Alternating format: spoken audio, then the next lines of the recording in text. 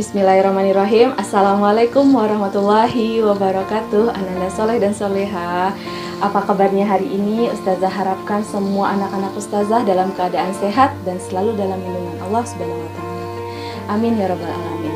Pagi ini ustazah ingin mengajak semua anak-anak ustazah untuk bersyukur kepada Allah karena hari ini kita kembali diberikan kesempatan oleh Allah untuk menghirup udara segar di pagi hari, sehingga kita dapat bersama-sama menyaksikan video pembelajaran IPA pada hari ini. Nah, Ananda semuanya, untuk memulai pembelajaran IPA hari ini, Ustazah minta seperti biasa, anak-anak Ustazah di rumahnya masing-masing, kita bersama-sama membaca doa sebelum belajar yang pertama, kemudian dilanjutkan dengan membaca ikrarnya, dan murojaah hafalannya masing-masing di rumah. Ustazah harapkan semua anak-anak Ustazah dalam memulai menonton video pembelajaran ini, lakukan ketiga hal tadi ya nak ya.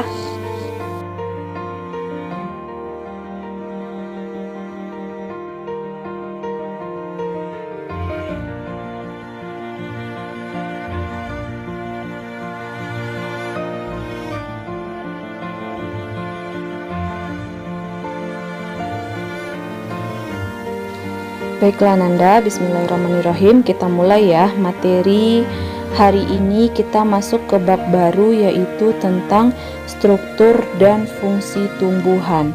Untuk membantu anak-anak ustazah memahami materi pada pertemuan kali ini, boleh Ananda buka buku cetaknya mengenai bab ini ya nak ya. Baiklah, kita mulai. Untuk struktur dan fungsi tumbuhan ini kita akan membahas tentang bagaimana struktur akar, kemudian batang, kemudian daun, ada juga bunga, terus ada buah, dan yang terakhir ada biji. Nah, jadi apa saja struktur anatomi dan morfologi, artinya struktur dalam tubuh tumbuhan dan struktur luar tubuh tumbuhan yang akan kita pelajari pada bab ini. Nah, bisa Anda perhatikan gambar yang berada di dalam video ustazah ini. Ini merupakan gambar sebuah taman ya, yang berisikan berbagai macam jenis tanaman, mulai dari warna daunnya yang berbeda atau warna bunganya yang berbeda, tinggi dan pendeknya sebuah tanaman. Itu juga merupakan salah satu hal yang akan kita pelajari pada bab ini ya nak ya. Oke, kita masuk dulu yang pertama, jaringan tumbuhan, artinya struktur dan fungsi jaringan tumbuhan yang berada di dalam tubuh tumbuhan. Istilah-istilah penting yang akan kita pelajari pada pertemuan ini, yang pertama ada meristem primer, meristem sekunder, epidermis, parenkim, sklerenkim, xilem, dan floem, dan masih banyak lagi istilah-istilah penting yang lainnya yang akan ustazah jelaskan dalam video pembelajaran hari ini.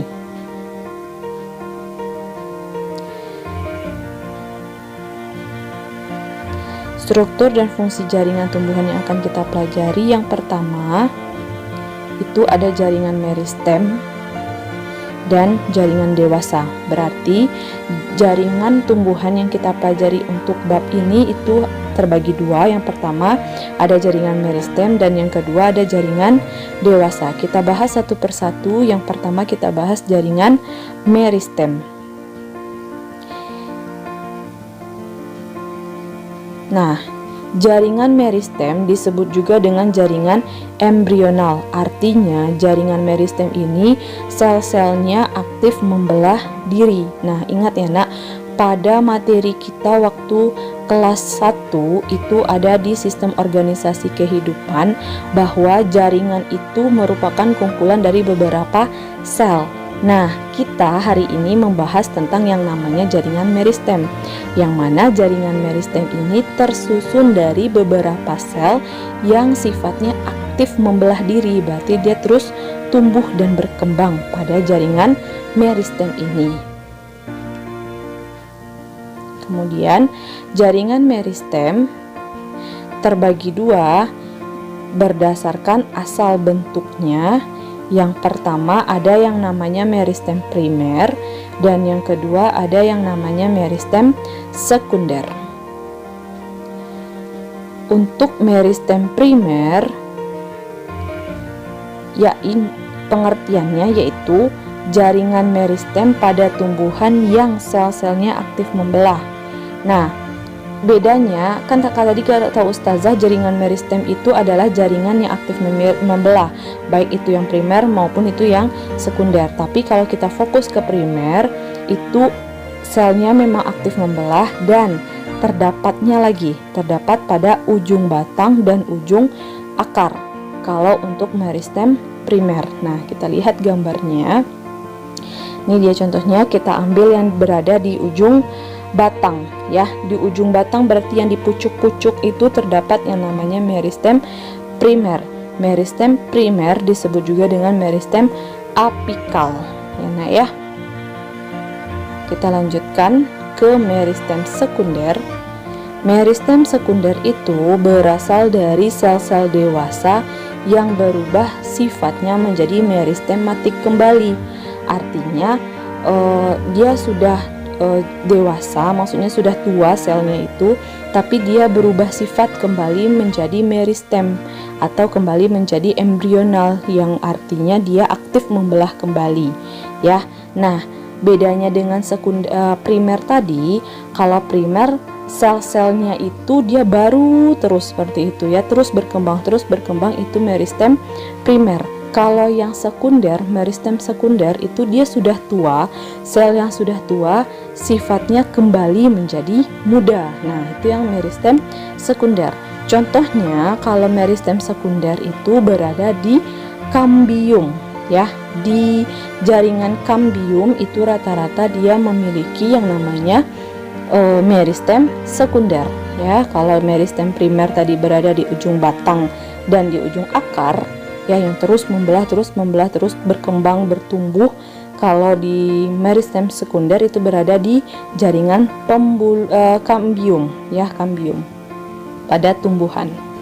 Kita lanjutkan. Nah, ini dia kalau misalnya letak kambium vaskuler sama kambium gabus itu kita lihat jika batang pohon kita potong melintang. Nah, kita melihat ada sayatan-sayatan itu ya, lingkaran-lingkaran yang berbeda warnanya. Nah, jadi kita lihat kalau kambium vaskuler dan kambium gabus itu ada warnanya putih dan warna hijau. Nah, di sini nak, kalau untuk tumbuhan yang berkambium, ingat ya, tumbuhan yang berkambium itu adalah tumbuhan yang tergolong ke dalam filum dikotil ya, berkeping dua. Itu contohnya mangga, rambutan ya nak ya, yang punya kambium, yang artinya batangnya itu bercabang, itu dia memiliki kambium. Nah, jadi untuk jaringan meristem sekunder terdapat di manakah dia? Itu dia tadi yang di warna putih satu sama yang di warna hijau satu, seperti itu ya. Kita lanjutkan ke jaringan dewasa. Nah, jaringan dewasa ini disebut juga dengan jaringan permanen. Artinya dia tidak bisa kembali seperti muda ya. Beda dia dengan yang meristem sekunder tadi. Kalau yang jaringan dewasa ini dia sudah permanen tuanya seperti itu. Artinya jaringan yang tidak bersifat non meristematik, berarti dia tidak aktif membelah, sudah stagnan dia pertumbuhannya sampai di sana. Kemudian jaringan ini berasal dari pembelahan sel-sel meristem yang telah mengalami diferensiasi. Nah, mengalami diferensiasi ini artinya mengalami pembelahan ya. Dia sudah mengalami pembelahan, kemudian sudah stagnan dia, terhambat pertumbuhannya sampai di sana, sampai dia tumbuhan itu mati, dia hanya tetap seperti itu. Itu yang namanya dengan jaringan dewasa. Kemudian jaringan dewasa ini berdasarkan fungsinya terbagi menjadi 4. Yang pertama, yang kedua, 3, 4. Nah, yang pertama itu ada yang namanya jaringan pelindung. Yang kedua ada yang namanya jaringan dasar. Yang ketiga ada jaringan penyokong. Dan yang keempat itu ada yang namanya jaringan pengangkut. Oke, kita bahas mulai dari yang pelindung dulu ya nak ya. Jaringan pelindung terdapat di seluruh permukaan luar tumbuhan. Nah, jika Ananda mengambil satu contoh tumbuhan, kita raba permukaan luarnya itu baik di batang, di akar, di daun, itu kita bakalan merasakan yang namanya jaringan pelindung. Fungsinya, kalau fungsi pelindung artinya dia fungsinya untuk melindungi bagian dalam tumbuhan dari berbagai pengaruh luar yang merugikan tubuhnya, seperti itu. Misalnya, hilangnya air akibat suhu yang meningkat dan melindungi dari kerusakan mekanik. Contoh jaringan pelindung itu ada yang namanya jaringan epidermis. Nah, jaringan epidermis ini mengalami modifikasi, artinya perubahan. Ada beberapa tumbuhan dia berubah menjadi stomata mulut daun ya. Kalau berada dia di daun berarti dia berubah menjadi stomata tempat respirasi, tempat pernafasan daun. Kemudian ada yang berubah menjadi sisik ya. Ada beberapa tumbuhan yang kita lihat di batangnya itu ada berupa sisik. Nah, itu juga termasuk ke jaringan epidermis, contoh dari jaringan pelindung. Kemudian ada trikoma rambut-rambut. Nah, kalau yang rambut-rambut ini kalau kita misalkan melihat tanaman yang bersulur, itu rata-rata di sulurnya itu ada rambut-rambut halus. Nah, itu yang namanya trikoma. Kemudian duri, bisa dia bermodifikasi menjadi duri atau spina. Contohnya kalau kita lihat itu pada bunga mawar ya, bunga mawar itu ada spina, ada durinya. Nah, itu merupakan jaringan epidermis yang tergolong ke dalam jaringan pelindung. Nah, kita lihat contohnya. Ini ada gambar A dan gambar B. Kalau gambar A itu merupakan jaringan epidermis ya, jaringan epidermis dan ada stomata. Nah, di situ itu dia nampak ya. Jadi jaringan epidermis itu ada juga di daun ya, di permukaan luar daun. Kemudian dia termodifikasi di beberapa selnya itu menjadi stomata ya. Kemudian kalau yang B itu adalah sisik pada durian yang merupakan modifikasi dari epidermis durian.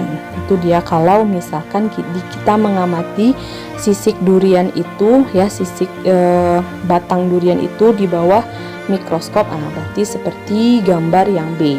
Kalau misalkan kita lihat jaringan epidermis pada daun Rhodoscolor itu di bawah mikroskop, nah seperti gambar yang A. Seperti itu ya nak ya. Oke, kita lanjutkan. Ada yang namanya jaringan dasar yang kedua ya. Di jaringan dewasa itu ada jaringan dasar. Nah, jaringan dasar ini disebut juga dengan jaringan pengisi. Jaringan ini berperan penting dalam proses metabolisme pada tumbuhan. Contoh pada jaringan dasar ini, yang pertama ada yang namanya jaringan parenkim. Nah, fungsi dari jaringan parenkim ini adalah untuk menyimpan cadangan makanan. Ingat ya, tumbuhan merupakan salah satu makhluk hidup yang bersifat autotrof. Artinya dia bisa membuat makanan sendiri dan bisa membuat cadangan makanannya sendiri. Kemudian jaringan parenkim kalau dia ada pada daun itu akan berdiferensiasi menjadi, artinya dia akan berubah ya, berfungsi, fungsinya itu berubah menjadi ada yang namanya jaringan palisade dan ada yang namanya jaringan bunga karang. Nah, jadi nanti jika di soal-soal ada di sana jaringan palisade dan jaringan bunga karang, Ananda langsung koneknya itu tergolong ke dalam jaringan parenkim, dan jaringan parenkim ini contoh dari jaringan dasar. Nah, kita lihat fungsi dari jaringan palisade dan bunga karang pada daun itu untuk proses fotosintesis ya. Jadi kalau jaringan parenkim selain di daun, fungsinya itu untuk menyimpan cadangan makanan. Tapi kalau misalkan di daun ya, dia termodifikasi menjadi palisade dan bunga karang, itu fungsinya untuk proses fotosintesis. Nah, ini dia contohnya jaringan parenkim pada tanaman kentang. Ya, jaringan parenkim itu ada sel-selnya yang bening-bening, ada garis-garis seperti rambut, itu merupakan sel-sel parenkim. Nah, yang abu-abu, hitam keabu-abuan itu merupakan butiran amilum. Butiran amilum itulah yang dinamakan dengan cadangan makanannya. Kemudian kita masuk ke jaringan penyokong atau penguat. Nah, jaringan penyokong itu adalah jaringan yang menunjang bentuk tubuh tumbuhan. Nah, jaringan penyokong ini terbagi dua berdasarkan bentuk dan sifatnya. Yang pertama ada yang namanya jaringan kolenkim, dan yang kedua ada yang namanya jaringan sklerenkim. Oke, ya, kita bahas satu persatu. Kalau jaringan kolenkim, nah, fungsinya untuk menyokong bagian tumbuhan yang masih muda dan memiliki dinding sel yang mengalami penebalan dan itu pun tidak merata, ya. Jadi kalau fungsi jaringan kolenkim itu menyokong bagian tumbuhan yang masih muda, sedangkan jaringan sklerenkim itu untuk menyokong tubuh tumbuhan yang sudah tua, dan jaringan penguat ini dia bersifat permanen. Ya, beda sama kolenkim. Kalau kolenkim itu belum permanen, artinya dia belum merata tumbuhnya secara keseluruhan, itu yang namanya jaringan kolenkim. Nah, sedangkan dia sudah tumbuh merata di seluruh tubuh tumbuhan dan itu sudah permanen, sudah stagnan pertumbuhannya, itu baru yang namanya jaringan sklerenkim. Nah, ini merupakan contoh dari penampang jaringan kolenkim dan jaringan sklerenkim. Jaringan kolenkim itu pada bunga matahari, ya.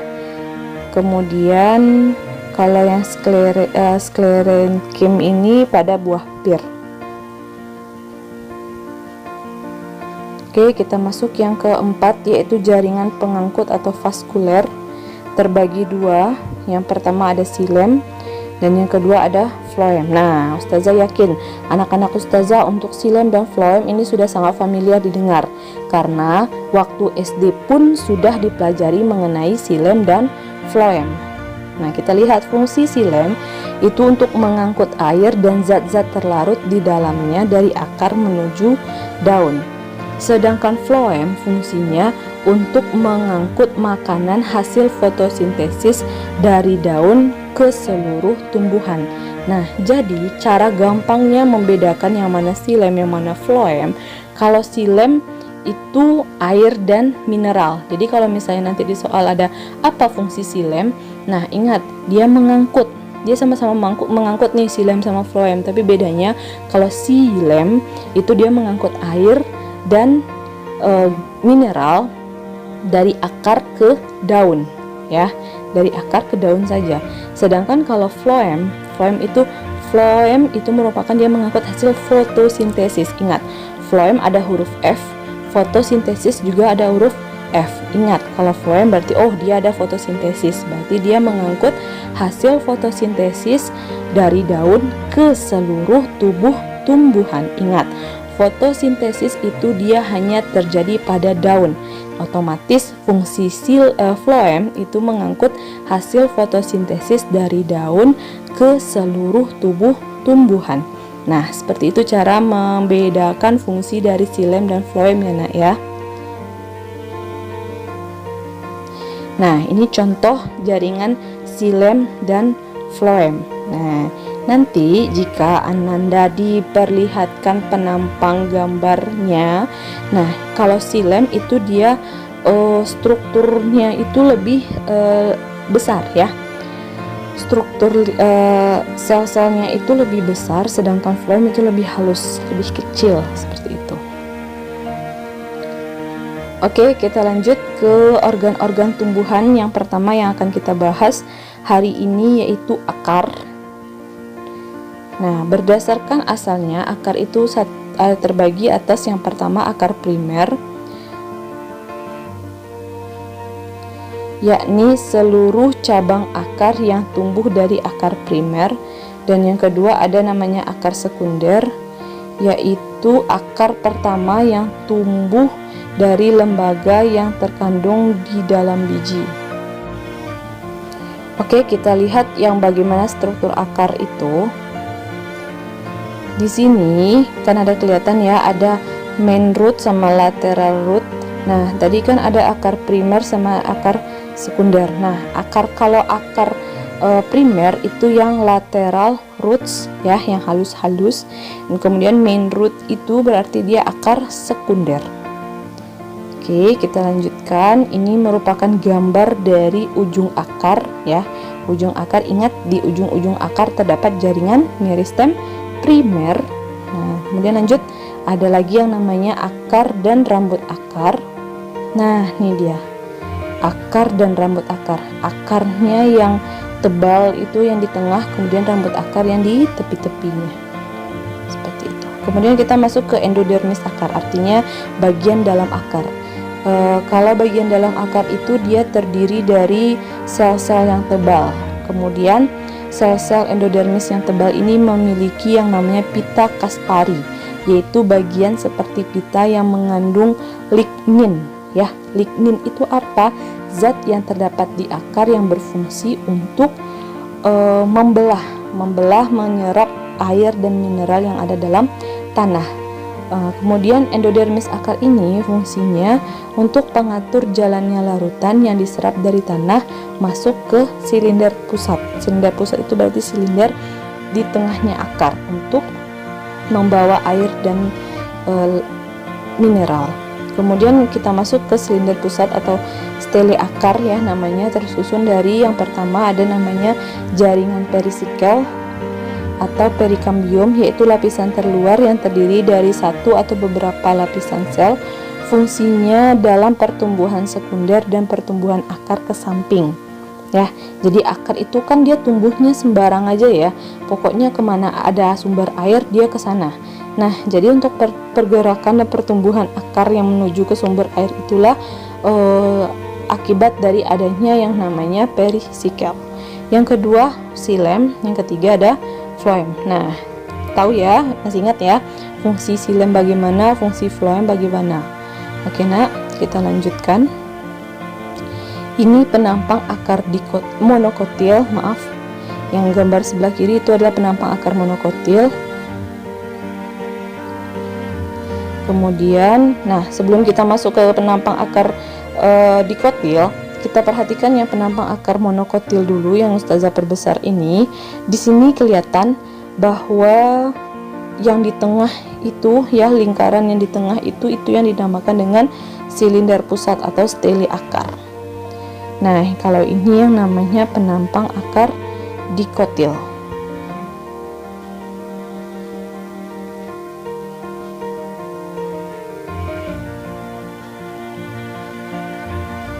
Nah, kita lanjut ke struktur dan fungsi batang. Kita bahas yang pertama, struktur luar dari batang itu ada terbagi dua, ada batang tumbuhan jenis herba dan batang tumbuhan jenis berkayu. Nah, kalau yang herba, Ananda sebelum kita masuk ke ciri-cirinya, bayangkan dulu jagung, bunga matahari, bayam, kacang itu termasuk ke dalam tumbuhan herba. Nah, ciri-cirinya bagaimana batangnya? Itu udah pasti dia lunak, berwarna hijau, jaringan kayunya itu sedikit ya. Jaringan kayu itu artinya jaringan dasar jaringan penyokongnya itu sedikit. Kemudian ukuran batangnya kecil dan umurnya relatif pendek. Itu yang batang tumbuhan herba. Sedangkan batang tumbuhan berkayu, Ananda bayangkan dulu tanamannya itu seperti durian, mangga, rambutan ya. Nah, ciri-cirinya bagaimana? Udah pasti dia keras, umurnya relatif panjang, terdapat lentisel atau lubang-lubang kecil di batangnya itu, dan yang terakhir itu kulit kayunya agak tebal ya nak ya. Nah, kalau misalkan untuk struktur dalam, tadi struktur luar, ini struktur dalam atau anatomi batang. Perhatikan gambar berikut ini.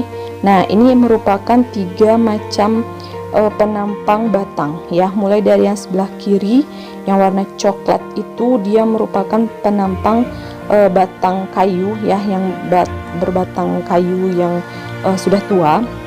Kemudian yang di tengah itu merupakan penampang batang dikotil yang di sebelah kiri itu merupakan penampang batang monokotil.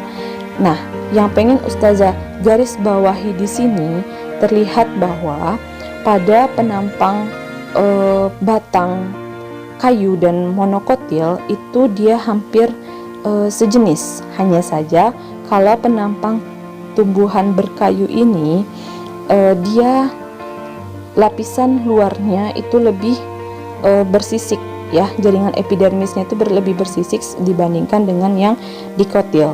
Nah, dia sama-sama memiliki kambium ya.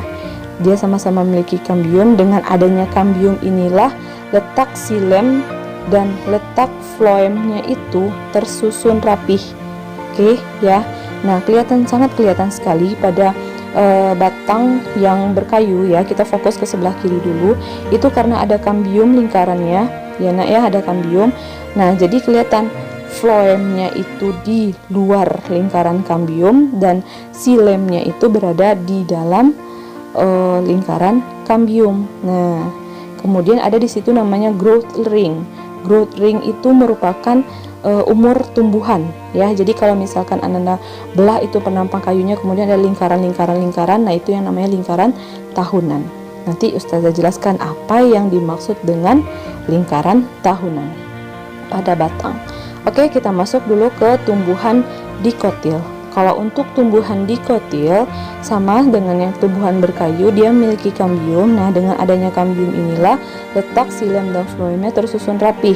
Xilem di dalam lingkaran kambium, floem di luar lingkaran kambium ya.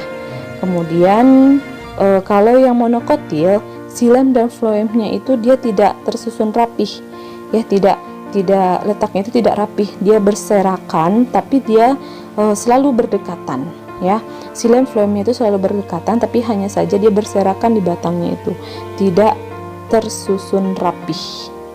Itu beda antara dikotil dengan monokotil pada batangnya ya. Nah, kita lihat perbedaan batang dikotil dan batang monokotil. Untuk tumbuhan batang dikotil, batangnya bercabang-cabang, sedangkan monokotil itu batangnya lurus saja, tidak bercabang-cabang. Kemudian kalau dikotil dia udah pasti memiliki kambium. Kalau udah bercabang pasti dia memiliki kambium sehingga batangnya itu membesar dan bercabang. Sedangkan monokotil dia tidak memiliki kambium. Artinya batangnya itu tidak bakalan bisa membesar, dia hanya stagnan diameternya seperti itu saja sampai mati ya. Kemudian pembuluh angkut letaknya teratur dalam bentuk lingkaran. Nah tadi ya, ingat pembuluh angkut itu berarti xilem dan floemnya. Sedangkan yang di monokotil pembuluh angkutnya itu letaknya tersebar.